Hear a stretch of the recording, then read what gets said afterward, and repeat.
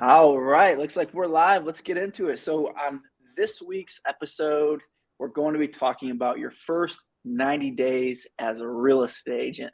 We thought this one was timely because we know, because we're in the trenches every day talking to agents, partnering with agents, that there's a lot of agents still getting the business today. Every week, it seems like we're talking to someone else that's getting into the business. So, we wanted to provide value today by helping you, like where do you get started? And the first thing that I think you need to start with when it comes to that is going to be like, what is the goal? I always talk about, if you're going to, find the treasure, hit the target, like you gotta have a map, right? You gotta have a plan. And so many agents just join whatever brokerage they heard about, or maybe they came into their pre-licensing school, so so they go to that brokerage without interviewing and really evaluating a lot of different brokerages. So let's talk about that a little bit today, John. Let's talk about maybe the different types of goals a new agent could have, whether it be like the type of listing agent they're going to be, if they're going to be a buyer's agent, maybe they want to focus on commercial versus residential, maybe they want to be a leasing agent. A lot of different ways we could go with this, but let's just talk about, in our opinions, kind of the goal a new agent should have when it comes to looking at their real estate career. And then we'll pivot into what would be a good brokerage for them to partner with. And then we have four other main items, four other main items that we're going to cover to help you guys get started in your first 90 days. So talk a little bit about, when you were a new agent, John, like what was your goal, or what should their goal be, knowing what you know now?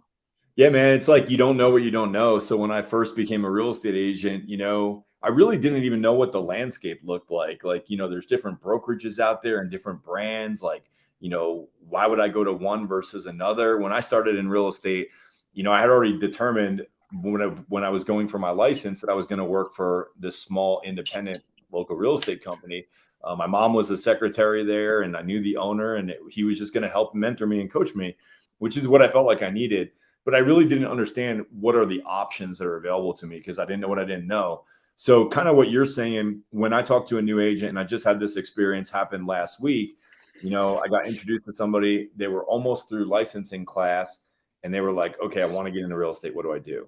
And kind of like what you said, I said, what's your goal? And like, I really want to understand first and foremost, when I'm talking to an agent getting into the business, what is your financial goal? Because if I can understand your financial goal, we can sort of like piece everything else together. But if you come into the business and you're telling me, hey, I'm getting licensed next month and I want to make $250,000 in my first year, that's going to be a very different conversation than if you say, hey, I'm getting licensed. I was a teacher and I was making $40,000 a year. And I would like to be able to, in my first year, replace that income or get to a point where I'm replacing that income. That's going to be a different conversation. So in the example of last week, when I was talking to this new agent, they were in a situation where they wanted to make money, but they didn't need to make money right out of the gate. So that really altered the course of what my advice was to them and what options they had to them. And I always like to give people options and pros and cons because certain options could be, AJ, do we join a team that's already in the marketplace, already generating leads and opportunities, and you can plug right into that? Yeah, there's going to be a higher fee for that. Or do you build it all from scratch, all by yourself on your own, maybe with the help and mentorship of somebody that's at that company that's either going to sponsor you like we do in EXP, or a broker that's going to take you under their wing? Yeah. So if we were to kind of break it down, like there's, we're sitting down with a new agent and we can provide them with like a menu of options of like what a good goal could be in terms of like direction. I think that would be helpful. And I like what you said, like if we can figure out what your income goal is, we can reverse engineer all of that and build out like a custom plan, both from what brokerage you should join, but also like lead generation wise. What type of lead should you be trying to generate? Should you be a buyer's agent, listing agent? So when I got started, I really was like, I didn't know what I didn't know, and then where I was like most agents, and I just joined the brokerage that I had heard about before getting my license, which was Keller Williams. And the first 6 months, man, I was like, a coconut floating in the water in any direction, right? and and man, I struggled because of that, and it wasn't until I found the right mentor, hired a coach that I was like, I'm going to be a listing agent. I'm going to prospect for sellers. That's what ended up working for me. So that'd be an option. You could be a listing agent or you could be a buyer's agent. Some kind of just are like, well, whatever falls in my lap. And of course, if you're a listing agent, you'll also work with buyers, but you should have an idea of which one you primarily want to work with, because that's going to dictate your lead generation strategy, right? So I if you're think a that listing was agent or buyer's unusual, agent, though. I don't think many people come out of the gate and they're like, I'm going to be a bad to the bone listing agent and I'm going to do yeah, they're this. afraid. So I think that was cool that you chose that. I mean, a lot of agents, I feel like it takes them a couple of years and some transactions under the belt before they make that mental shift of, hey, there's much more leverage in the listing side. But if you're brand new and you're listening to this and you can find a mentor that can help you do that, you're going to find this business to be a whole lot more fun and exciting and scalable than if you're working with buyers. And there's nothing wrong with working with buyers. I mean, I made a great career for myself working with buyers out of the gate primarily. I would say that my first few years in real estate, I was probably 75% buyers, 25% listings. And the listings were really, like you said, a byproduct of buyers that I worked with. But getting out there and understanding like, okay, what's a realistic plan? If you want to make, say, $100,000 in as a real estate agent, what do you need to do in order to make that happen? And what's going to be your allocation of marketing for listers versus for buyer clients? And how are you going to go about that? And we help people do that all the time. Yeah.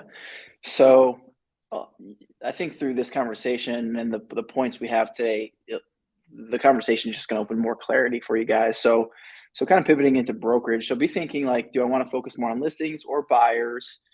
Like John said, typically they go for buyers just because it's more of a confidence thing more than anything. And then, if you're thinking, well, in some markets, being a leasing agent or working with renters can be somewhat lucrative if you're in like a luxury market. But for most of you watching, you're in a market where they really pay pennies for being a leasing agent. So I would not make that your goal. Like the first deal I ever did was a lease in North Carolina, and I got paid like $160. It was a buyer that ended up deciding not to buy, so they ended up going out and find a rental on their own and just put me down as the agent. And I got like $180 or $160. That was my first deal ever. That's not a lot. So, it covered my gas money working with that buyer. So don't make that your goal. And commercial, I think commercial, if that's like in your heart, like your passion, like you want to be a commercial agent, great. I believe it's just there's more of a blueprint available for residential agents. It's much more predictable, repeatable. You can have faster success, and it's more guaranteed. I think being a commercial agent, It's oftentimes a once shorter you sales cycle too. shorter sales cycle, and it's like Most you times really got to when have you a do right mentor commercial, from day one in commercial, right? yeah, I mean, you might, Like you need to know if we, somebody. if we say the average sales cycle in residential is, from the time you go under contract with them, call it 30 days, the average on commercial may be 12 months or more, because you may not get paid until that, you get that lease in place, and that might take a year. Like there's just a longer burn. And when I have some guys that are in commercial that work with me at EXP, and they're very successful, but they say, hey, when we sit down and we interview somebody, they need to have enough money to cover themselves when making no money for the first 12 months. And that's Yeah. pretty normal in that side. It does tend to be very lucrative if you can make it through that. But it's going to be, a lot fewer deals and a lot bigger ones. Yeah, exactly. So let's talk about brokerages a little bit. So this is going to be assuming that you're going residential. I've probably talked to over the years 10, 20 new agents that said they want to be a commercial agent, and zero of them ever went successfully down that path. So now we're pivoting to focusing primarily 100% actually on if you were to be a residential real estate agent, because I know that's most of your goal. So brokerage, I'm just gonna say I know of two that, and I study this and I know all the models. So I know two that I would recommend to a new agent, and the rest is kind of like, why would you even join that brokerage? It doesn't even make any sense. And those two are going to be my first brokerage I was with, which is Keller Williams. Great company. I enjoyed my time there. I just found a superior model to be for my situation and for a lot of agent situations is EXP. So those would be my two recommendations for split, for cap, for training, for EXP specifically now for the stock agent equity opportunity and for the revenue share opportunity, multiple streams of income as a real estate agent. But Keller Williams really does a good job, I think, for out of most brokerages for training, for culture. So those would be my two. Would you have more than just EXP? Because obviously we're both EXP agents, John. So I know that's your number one. But any other ones that you could recommend, maybe? Well, I think if you're a new agent, listen to this. The first thing that you need to understand is that every brokerage wants you. Right. And Good point. we're looking at like a career. A lot of times we need to apply for a position and there might be one opening and 100 applicants. So you're sort of interviewing and selling yourself on why you would be a good person for that role. It's kind of weird when you come over to real estate and you're brand new because everybody's going to tell you that they want you and that you're going to be great and you're going to do great and they're going to want you at their firm. The thing to understand about that is there's a transfer of value happening, whether you know it or not. And the reason that every brokerage wants you and is going to try to get you to join with them is because the brokerage model is, quite frankly, in our industry broke. Because most brokers provide whatever they provide and nothing more. And you don't really cost them money because they're doing those things for the agents they have already. So if you join that brokerage, it costs them nothing, but you may make nothing as a result. So it's really important that you understand that you're interviewing the broker, not the other way around. And you should be asking things specifically like, if I were to join this brokerage, what can you provide me in the form of training, mentorship, and even more importantly, opportunities, leads? Like, what's my pathway with you to getting to my first 3 transactions? If they can't clearly articulate that for you as a new agent, I would be very scared and probably head out the door soon thereafter. Now, when you ask me, AJ, like what would be my 2 brokerages, obviously I'm at EXP, but before I was with EXP, I was an independent. And I would look at it like in your marketplace, wherever you are listening to this, there's only 2 options, in my opinion. There's an independent who may have a stronghold on your market, who may still be the dominant player in your market. And there's EXP. I believe in EXP as the number one because I believe you can get all the coaching, training, and mentoring you need for free at EXP with a very low cost and split, very low cap. And you're going to be able to learn how to do the things that you need to do to be successful. And I believe that the training that we have is better than Keller Williams or any other company. And I've been with Keller Williams too. So they have a good training program, as you said, AJ, but it's not as good as EXP's. And we could dive into particulars of why that is. I'd be happy to do that with anybody interested. But I believe that if there's a strong independent in your market and you need to make money today and get your name out today, you may find it a quicker path to success in your first 3 transactions with them. The caveat to that is you're going to really pay for that. You're probably going to be on a 50-50 split. You're going to have no upward trajectory. You're going to have a glass ceiling above you. You may get, the last spoils of the leads and opportunities that come through, meaning they're going to give them to their top agents first, their more seasoned agents second, and their new agents last. So, for me, EXP is a shortcut around all of that. While it may be a benefit to you out of the gate to be with them, I think it was going to hurt you and slow down your ultimate long-term success moving forward. Yeah. Yeah, that's an interesting take on it with the major player maybe being an independent brokerage as an option. I like that too, and that made me think really like the other question that a lot of new agents probably have is team or no team. John, you ran a very successful team, and I think for a lot of new agents, that's a great option. You want to speak to that a little bit? Yeah, I mean, if you're coming out of a career where you were getting a weekly paycheck and you're getting into real estate and you're nervous about bridging the gap between your last paycheck and your first commission check, I say you go team all the way. If you took every dollar I had away from me, you couldn't take away my knowledge.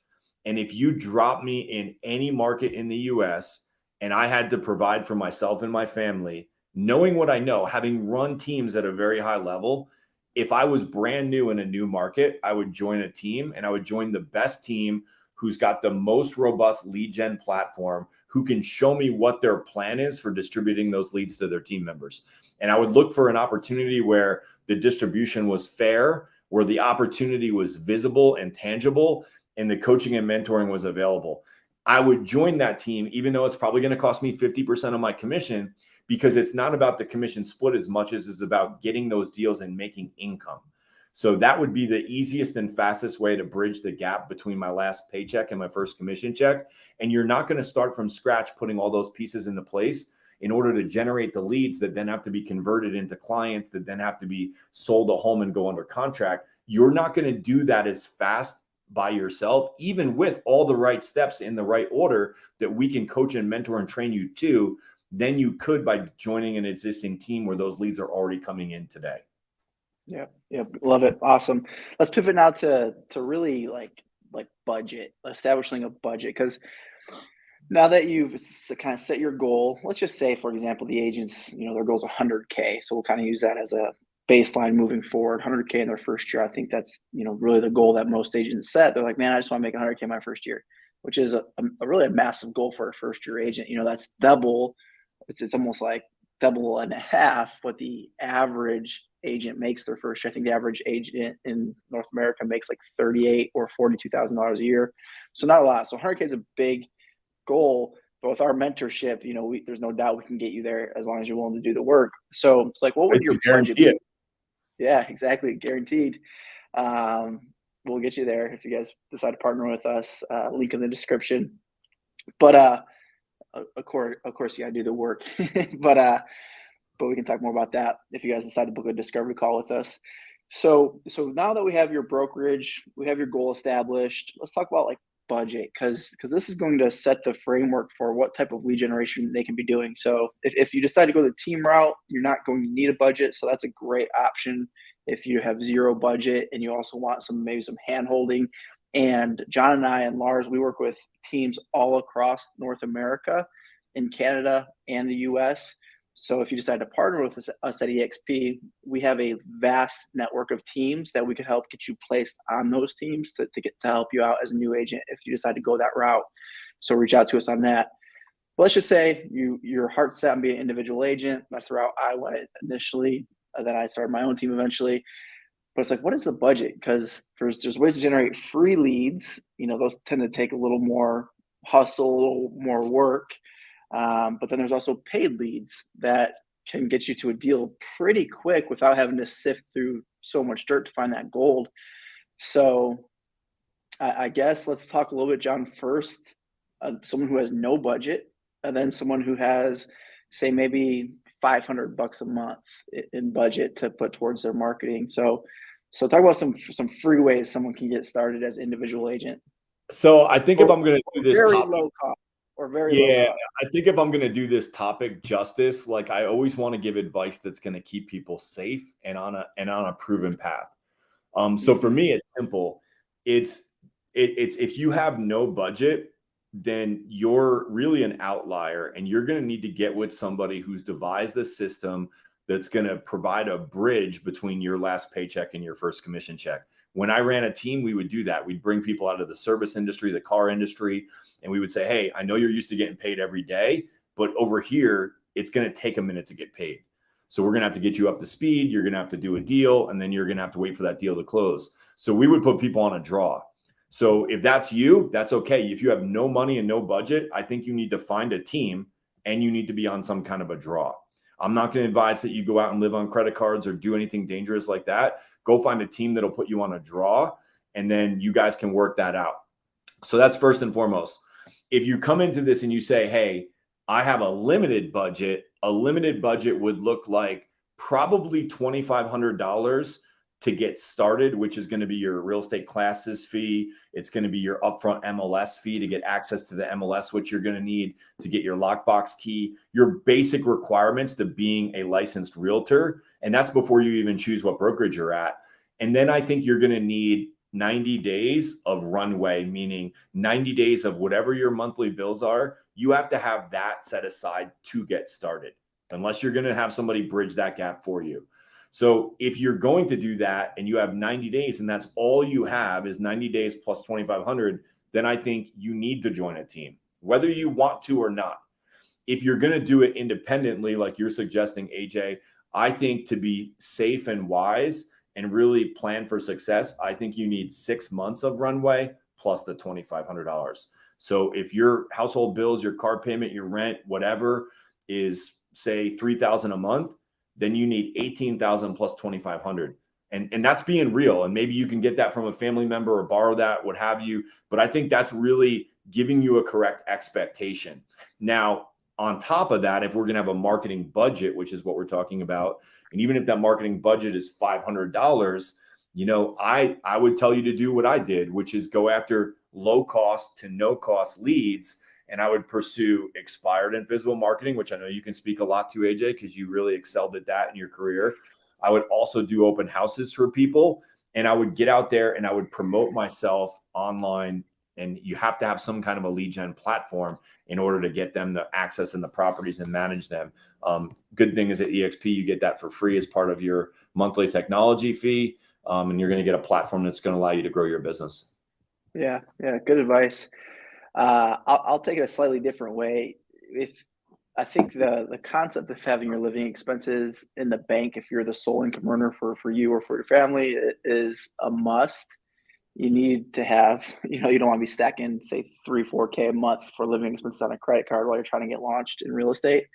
I heard someone say, it might have been my first broker. He was like, or maybe my first real estate coach, but they're like, basically, the idea of saving a year, like a year living expenses. And I hear some new agents say, like, I'm not quitting my job and going full-time in real estate until I have a full year of living expenses set aside, or even 6 months, I think is maybe a lot, before you quit your full-time job. Because I feel like so many people just kind of like, I guess, quit real estate when they're part-time agents before they ever make the full transition over. There's certainly exceptions for that.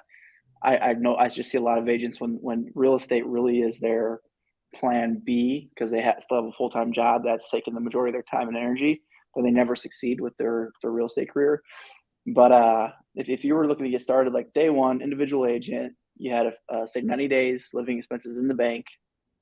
So back to the mentor real quick, or my original broker or coach, whatever.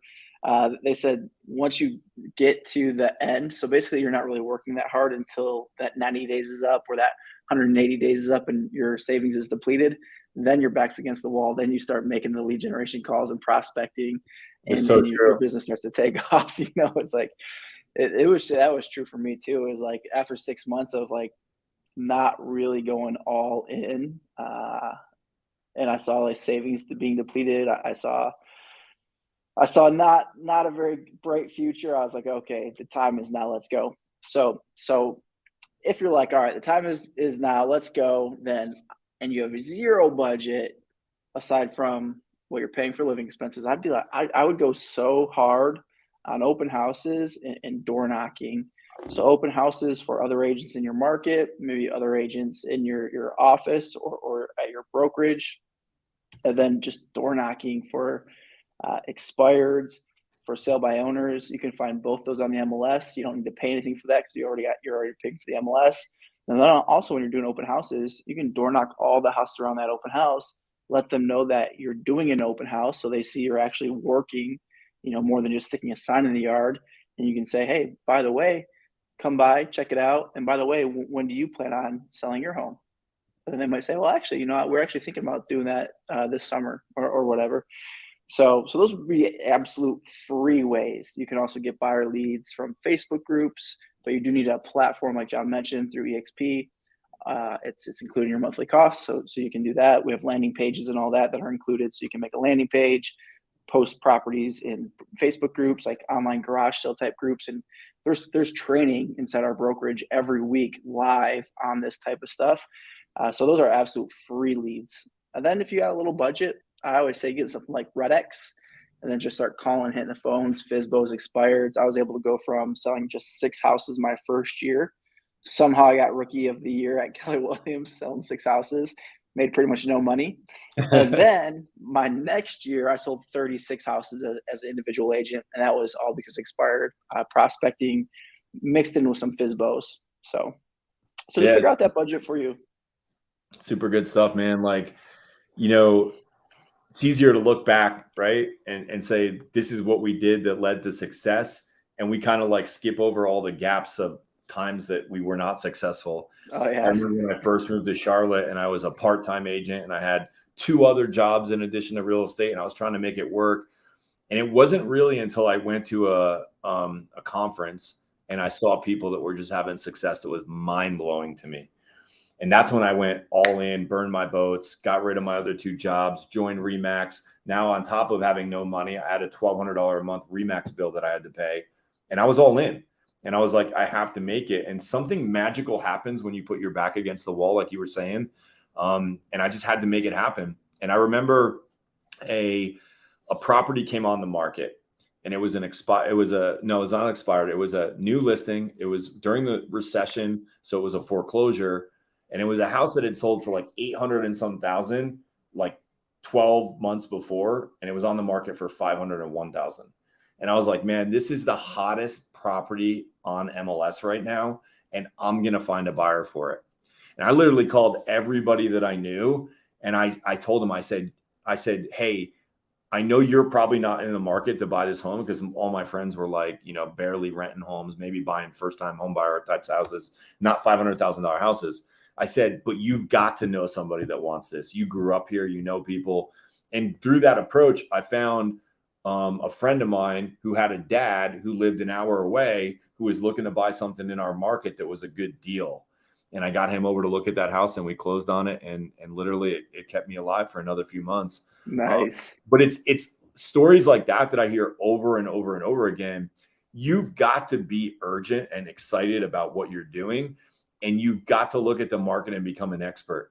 So kind of what baffles me sometimes when I'm talking to agents that are brand new or just getting started is they want to go from brand new and just getting started to like comfortable and cozy as like, agent that's humming along.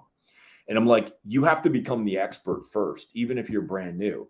And you don't have to sell a lot of homes to become the expert. You just have to be informed and know the market like nobody else. So job number one is what market are you working in? What market are you serving? And do you know everything about that market? Because knowledge is free. There's plenty of tools out there. There's resources, there's information, but you've got to study your market. And if you don't have a bunch of clients in your house, you should be out pretending that you have clients. So if the average sale price in your market is 350,000 to 400,000, you should know what the top 5 properties are at any given point, and you should have gone through those properties and previewed them and be able to speak intelligently about them. Because what's going to happen is you're going to get an opportunity to get a client, and that client doesn't care that you're brand new, and they're not going to buy a house just so you can get paid. They're only going to buy a house if they're confident that you can lead them through that transaction and that it's good for them. And how can you do that if you're not informed? So I think that the market knowledge coming out of the gate is probably more important than the right tool, the right system, the right this or that, because you can have the right tool and right system. And if you get on the phone with somebody and you can't communicate excellence and expertise, it doesn't matter if you have the lead, you're never going to convert it. So get out there and really know the market and roll up your sleeves and do the work so that you can become an expert in that area that you serve. And then when you're an expert, you'll be able to generate the lead and get the client. Yeah, great point. And another way to demonstrate that is when you're going to preview those houses, so you're familiar with the best listings in your market, the inventory. You can just do a little Facebook Live as you're getting out of your car or you're in your car. Hey, I'm checking out 123 Main Street today. Excited to see this one. I checked the MLS this morning, and this one just came on the market right now. To me, it's the best deal in XYZ neighborhood. So here's the front. If you want to check it out for yourself, just shoot me a DM. And it doesn't really matter what you say. What you're doing is you're demonstrating to all the people that follow you on Facebook that you're connected with, or Instagram. You can do hashtag, where we used to sell Lake Norman or whatever, and people search those hashtags. They're just primarily it's for your friends and your family. They're seeing you now as a successful agent because they don't necessarily say, well, that's not their listing, or they're not even with a buyer. They just see that you're active in the market. So now when you reach out to your friends and family, it's an easier conversation. They don't see you as the person that was just bagging groceries, your local grocery store, 2 years ago because you're a college student. They start to see you as someone who has market knowledge, someone who's professional, someone who's out there hustling. So to pivot to the next thing, I want to talk about coach and mentor, John. So this is really crucial. You talked about, the unsuccessful side that we don't necessarily talk about all that much. man, my first year, I wasted so much money on leads. And if you're not following a coach or a mentor, and you know the money you're spending for a certain platform, lead generation system, or leads is actively working for somebody else, or for lots of other people, don't buy it. Whenever someone reaches out to me that's partnered with me at EXP, and they're like, what do you think about this company? They just called me and they say they can give me 10 listings appointments to go on a month. I'm like, no, don't do it, because zero times has that ever been successful for any agent. I wasted money on realtor.com. It can be good in some markets. In my market and the specific product that they were selling, because realtor.com or Zillow may have different products. They may change those over time. I spent, I think, $5,000 my first year, which it was probably on a credit card, on realtor.com leads. And I got like 3 leads. Nothing else came in over a 6-month period. It was a 6-month contract. And then there was this thing called Kazoo that I spent money on. But if I had the right coach or mentor and I was coachable, I could just say, hey, coach, what do you think about spending money on realtor.com? They'd say, well, what's your income goal? Do you want to be a listing agent or a buyer agent? I'd say listing agent. They'd say, well, then don't buy internet leads for buyers. What's your budget? Well, you're going to put 5,000 on a credit card and it's a contract. You really think that's smart? So I would have just avoided a lot of pain and cost early on in my career. So the importance of a good mentor and coach, and these can be free or paid. Me and John being great friends, we believe the when you pay more attention. So we believe in paid coaching. But I mean, what do you think, John? A new agent who's not on a team, being on a team for the most part takes care of the coaching and mentoring. If you're on the right team, if you're not on the right team, you're not going to get what you need, and then you'll need a coach or a mentor. But what would be a way that you'd recommend someone gets a free mentor off the bat if they were to join a brokerage outside of a team? So let's talk about free mentor first, and then let's go into paid coaching. Yeah, I mean, look, any mentor is going to be great for you because you have a destination in mind, and when you can communicate that to your mentor, somebody who's been in the business and done it already, they're going to be able to create the most direct line between where you are and where you want to be. If you try to figure that on your own, there's zero chance that you're going to make it in a straight line. You're going to go down dead ends, you're going to waste time, and you're going to waste money. So having that person be your guide, even if it's a free guide, is going to be amazing. And they're going to be able to help you understand things like this. Let's be a little bit more tactical. So let's say you've got a lead gen platform and they're advertising that you can spend money to get leads. Well, that sounds great, right? You want leads because you want clients and you want closings.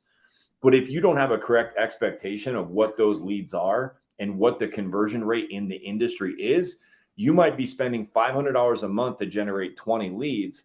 And you might not understand that those types of leads are going to convert at 1% industry wide, which means that you might get 20 leads and convert nobody. And you might have to do that 5 months in a row, i.e. spend $2,500 to get one piece of business. And that would be normal for that lead source.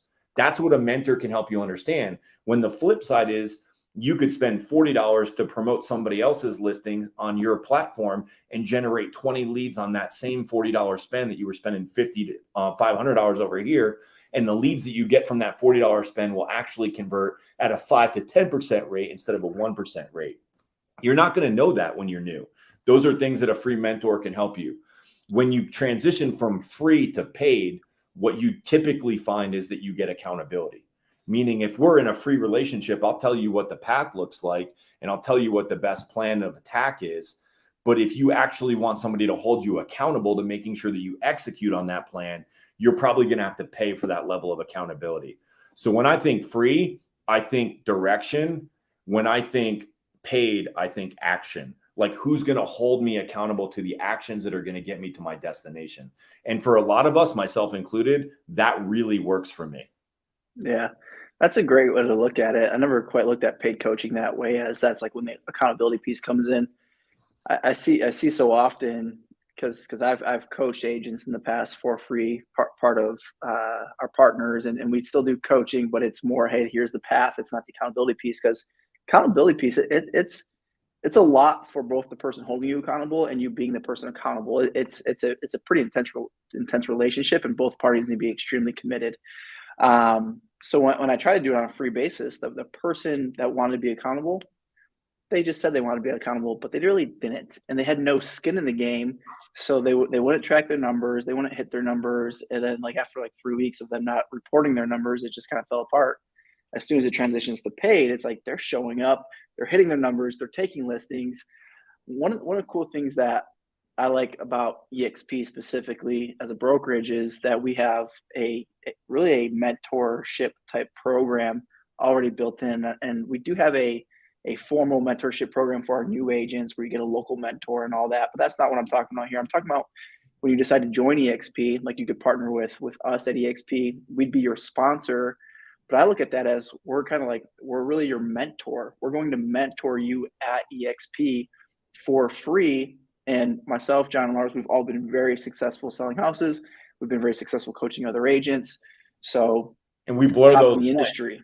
I think what EXP, when you really boil down to why have we grown so fast and been so successful, it's because they got the compensation for contribution correctly aligned, where we actually blur the lines between free coaching and paid coaching, because we're doing a lot of things that you would only coach because of the contribution and compensation factors at EXP. So if we sponsor you, we're going to actually dig in and go the extra mile that you would not normally get in a free coaching environment. Like, hey, there's a lot of free great coaching on YouTube, but they're not going to hold you accountable. But because of the compensation model offered at EXP, we roll up our sleeves and we do some of that work with you that you wouldn't otherwise get. Now, you and I both believe in paid coaching, and we believe there's another level. And when you start to pay, you'll pay more attention, and you'll actually get to your results faster, which is why I personally have had a coach for the last, 14 years uninterrupted. And I still have a coach to this day that I pay every month, because my goals are more meaningful enough to me that I want to make sure that I achieve them. And when I pay to achieve those goals through the mentorship and somebody holding me accountable, it propels me forward and increases the rate at which I hit those goals. Yeah, exactly. So to be really clear, it's like us as your sponsor at EXP. EXP is paying us to help you be a successful agent, and it doesn't cost you anything extra. Like, let's just say you're at XYZ brokerage, you're on a 70-30 split, meaning the brokerage takes 30% of all your commissions. They keep it all. At EXP, we have a very low split, 80-20 with a cap. I don't want to get too in the weeds there, but it's a very low cost brokerage to be at. EXP says, hey, good job, AJ, for sponsoring this agent, for getting them to join EXP. We're going to give you a small sliver of the money they pay into us as the brokerage for you to help coach them along. So it's really the truest win for the agent, win for us as the mentor sponsor, and win for the brokerage. So now that we really covered, you need a good coach, you need a good mentor. I want to really pivot into like the daily schedule piece of it. So now you're working with a mentor, you're working with a coach, and your mentor could be like your broker. However, oftentimes it's not. I love what you said, John, like the 1%. Like go to when you're interviewing brokerages, just ask them, if I were to start buying internet leads, pay-per-click internet leads, what should be my expected conversion rate? And if they don't say, I'll give them a range to give them a little bit of, a grace range, I guess. If they don't say like 1 to 3%, like 3%, if you're like an absolute rock star, but really it's 1%. If they don't say like 1 to 3%, and they look at you like a deer in the headlights, like just be like, okay, thank you for your time. Just leave, because they're not the right mentor for you, because they don't even know. Like, and it's because if they don't know that, they don't know the conversion rates for all the other types of leads that you should be, or that you may want to be pursuing.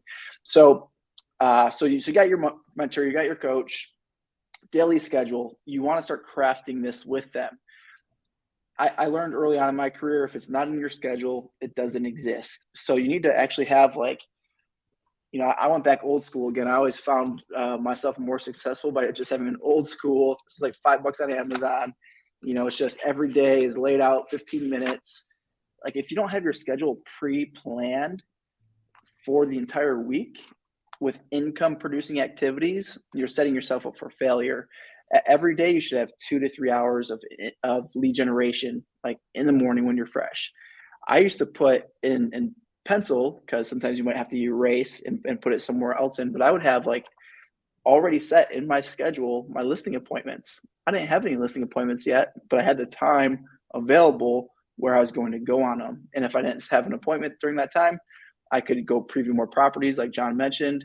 I could prospect more, or I could just go home. It was my time. If I was caught up on my goals, I could just go home, go to the gym, whatever. But schedule is so important, and I find that so many agents get their license because they want freedom. I got my license because I wanted freedom. But what I discovered, what I learned really quick, is that freedom comes from discipline. Freedom comes from discipline of following your daily, weekly schedule, and most people miss that and they fail miserably because of it. John, what do you want to add on I that? mean, when somebody comes to me and we get on this topic, it's like, look, man, you're coming out of a job, you're coming out of a career, you've been working full time to build somebody else's freedom. I expect you to work full time to build your own freedom. You might even want to work more than full time. But this idea that you're going to go from working full time towards somebody else's freedom to working part time for your freedom is a misalignment of understanding here.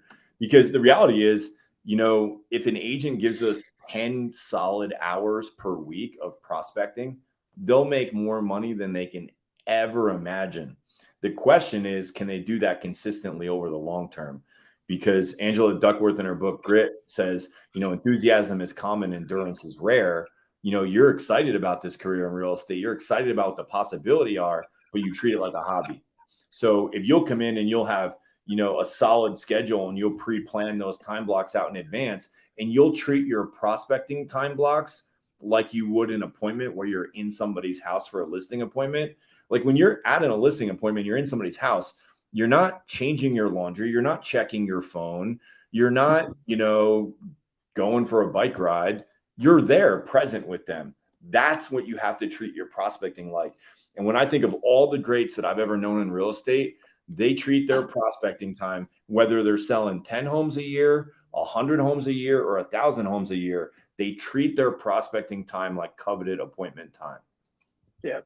Yeah. And I always would say to a new agent too, it's like, if you treat just your prospecting time, that one time block that's blocked off in your calendar with a permanent marker or a highlighter. I like green for income producing activities, just like a green box from like 8 to 11 every day. If you just treat that time block with that laser like focus, and if you had no appointments that afternoon and you just went home, played video games, went to the gym, walked the dog, whatever you'd like to do, you're going to be so busy very quickly with appointments, and you'll be kind of forced to do that afternoon activity, like forced in a good way because you want to be, making money. But it's the agents that like, they just like get up and they start like posting on Facebook or making a business page for their, on Facebook for their business. It's like, or they're just like, oh, I'm gonna do a few stories and I'll get business, or I'm gonna go to this little networking event at this local coffee shop with 4 other business owners. Like, it's like, guys, like this, like what we're talking about is like the path Yeah. to double, Discipline. triple your salary within 1 to 2 years. It's the People do what secret they want to sauce. do and they don't do what they need to do, which is why it's so important to have an accountability relationship with somebody that's going to get you to do those things that you want to do. Our buddy Lars says it all the time, and he's been very successful in multiple different businesses. And he says all the time, he says, I've never been successful in any business without an accountability partner to this day. So Yeah. it's like, if somebody who's a high achiever within the industry says that, how much more if you're brand new looking at this? Like, and the reality is most brokers aren't willing to do that. They don't want to do that. That's not their model. So you got to get aligned with people that are going to not only show you the path, but they're going to be there to hold you accountable so that you do the things that you don't want to do when you don't want to do them, to get the things that you want and to have the life that you want to have. And anything's possible in this industry, which is why I love it. It's changed my life. It's given me freedom beyond anybody in my family. But it required a lot of discipline and hard work to get there. Yeah, that's the truth right there. So let's talk a little bit about like expectations in your first 90 days. Like maybe how many clients they could expect to have, how soon could they expect to close their first deal, how much money could they make in the first 90 days. Really, the stuff that we talked about so far should really be established in the first really 2 weeks probably. We first talked about establishing your goal. You can do that on day one. We talked about which brokerage you should join. You could vet out 3 or 4 different brokerages in your first week. We talked about finding the right coach and mentor. That could happen in week 2. That same week, you could establish your schedule and set your budget with that coach. So all that should be done pretty quickly. Don't wait 90 days to figure all that out. Just cram that in 2 weeks, ideally. And then once you have that daily schedule, you have your lead generation source that you're going to pursue figured out. You really just got to, stick to that path for the next, say, 60 days, 75 days to wrap up your first 90-day cycle. But, in your experience, John, and what you've helped other agents accomplish, what do you think would be reasonable expectations in terms of maybe how many listings they could take, how many buyers they could close, and how much money they could make the first 90 days? Yeah, no, it's a great question. And in my model, I looked at success as, hey, we got you one closing in your first 90 days, because with our average sale price, that was often, even one closing was providing more money on a monthly basis than that they would have been getting from their job. To upwards of 3 closings. To be realistic, expectations for my market in North Carolina, if they had more than 3 closings within their first 90 days, that was like a grand slam home run, like standing ovation from the crowd. Like, it's happened, but it's super rare. And I think there's certain things that are outside of your control. Like, you can't control the inventory and the market conditions in your market. You can operate around those market conditions and find the opportunity in any market.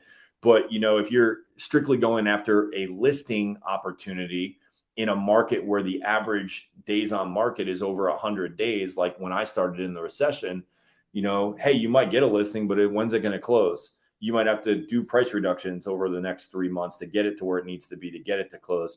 So these are just different factors that you can sort of prepare for, but ultimately they are still going to be factors. So I think, if you're joining somebody that's existing and they have all this stuff working and they can plug you into deals and opportunities right out of the gate, you're going to get to the money quicker. But if you're brand new, like you said, you can set these things up. Somebody can help you put the right basics and principles and foundational components in place in a short period of time. And then you can start working your prospecting to those systems that you've set up. And you can expect to have 1 to 3 closings in your first 90 days. Yeah, I agree with those numbers. And the best way to look at it is like, hey, let's close 1 to 3 deals my first 90 days, but really have the mindset like I'm laying the foundation for my business. Like, this is the foundation that I'm going to lay that's going to establish my real estate career. And by the end of 90 days, you should have the opportunity of that you're pursuing and how it's going to play out over the next 9 months to wrap up your first year should be so tangible, meaning you've spent this first 90 days building your pipeline. So although you may just have taken, say, anywhere from 1 to who knows, 6 listings your first 90 days, but they're not yet sold, right? Because you got average days on market, and they're probably not closed because of the longer selling cycle for listing. But you have some listings. And maybe you're working with a couple buyers. Maybe you closed a couple buyers, but you have all these opportunities that are just in your pipeline, ready to close or ready to list with you. And more than anything, you just have the confidence that you know what you're doing, that you're on the right path. As long as you keep pursuing what you've learned so far, leveling up your skills, continuing to be coachable with your mentor or paid coach, that you're going to just crush your first year goal of 100K plus. Yep. That's what I would be looking for as a new agent. Like, at the end of 90 days, do I know without shadow of a doubt that I'm on the right path and that I'm building a sales pipeline? Because real estate does have a longer sales cycle to most sales careers. And I feel like, man, so many new agents in 90 days, they don't have that feeling at the end of 90 days. They feel like they're still at day one. They still have no direct path to closings. They're still, messing around social media, thinking about maybe reaching out to their sphere to tell them they're in real estate, but they're too afraid because they don't know what to say, they don't know what to send, they don't know what to text, they don't know what to email, and they're just spinning their wheels. But man, the agents that we work with after 90 days, they feel like, okay, I have the right mentorship, I'm on the right path. So if you guys want to partner with us at EXP, there's a link in the description. Check it out. fill out the form, get on our calendar. We'd love to chat with you. Man, real estate is such a rewarding career when you do it right. It can also be a career that really burns you out if you do it wrong. But the financial reward that can be attached to the career, and then the financial freedom that can come from it when you have the right mentorship in terms of creating residual income, so you can eventually get off that next hamster wheel. You're a new agent watching this right now. If you stayed this long with us, like you're hoping just to get in the rat race of selling houses. The Yep. next step, which we figured out, is how to get out of that rat race and then pursue your true dream lifestyle. So reach out to us. We got to go. John and I are hopping on another call to help coach some agents right now. So we got a jet, but reach out to us. We'll talk to you guys next week. See you guys.